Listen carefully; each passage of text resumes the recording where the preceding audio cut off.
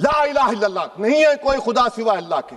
और कुरान में अल्लाह सरकार माई बाप, यानी कि जो सरकार होती है वो लोगों की माई बाप होती है, मां की तरह ख्याल रखती है, पिता की तरह ख्याल रखती है। लेकिन अगर कोई सरकार अपने बच्चों को उसका गला घोटने पे उतारू हो जाए तो वो फिर सरकार निष्पक्ष सरकार नहीं है। और आज आप जो काम कर रहे हैं इस बिल के माध्यम से, आप बाबा साहब डॉक्टर भीमराव अंबेडकर जी के द्वारा लिखे गए संविधान की हत्या कर रहे हैं। यह अधिकार आपने नहीं दिया, यह अधिकार किसी भारतीय जनता पार्टी के लोगों ने नहीं दिया, यह अधिकार बाबा साहब डॉक्टर भीमराव अंबेडकर जी के द्वारा लिखे गए भारत के संविधान ने दिया। मान्य सरकार कह रही है कि ये कानून हम मुसलमानों के भले के लिए आ रहे हैं। जब मैं आपसे सुनता हूं तो मुझे लगता है कपिल शर्मा कॉमेडी सर्कस में बोल रहा है।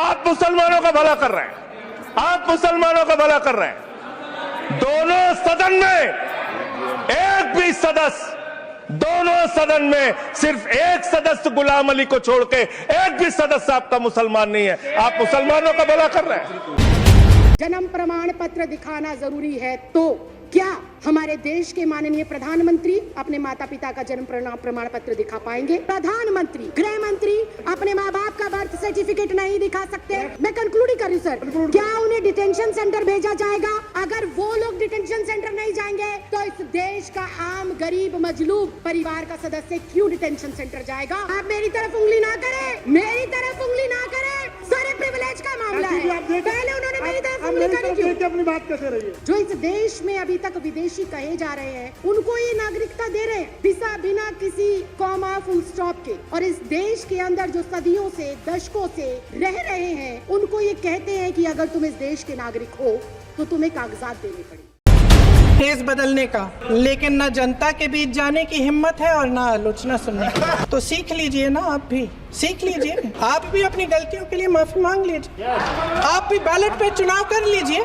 देश देख रहा है कि एक व्यक्ति को बचाने के लिए 142 करोड़ देश की जनता को नकारा जा रहा है। इस चुनाव में हारते हारते जीतने से इन्हें एहसास हुआ कि ये संविधान बदलने की बात इस देश में नहीं चलेगी।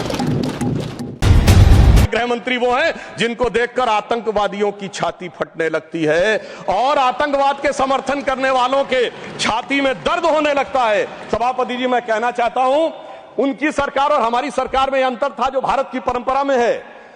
उन्होंने बहुत दिन नाग पंचमी की, नागों को दूध पिलाया। हमने जन्मेजय का नाग यज्ञ करके दिखाया जिसमें सारे नाग आकर समाहित हो गए। तो मैं एक पंक्ति में कहना चाहूंगा, कश्मीर घाटी को लहूलुहान करने वालों सुनो, एक भी शहीद हुआ जवान नहीं भूले हैं और दूध भी पिलाते हैं परंपरा हमारी मित्र, किंतु नाग यज्ञ का विधान नहीं भूले।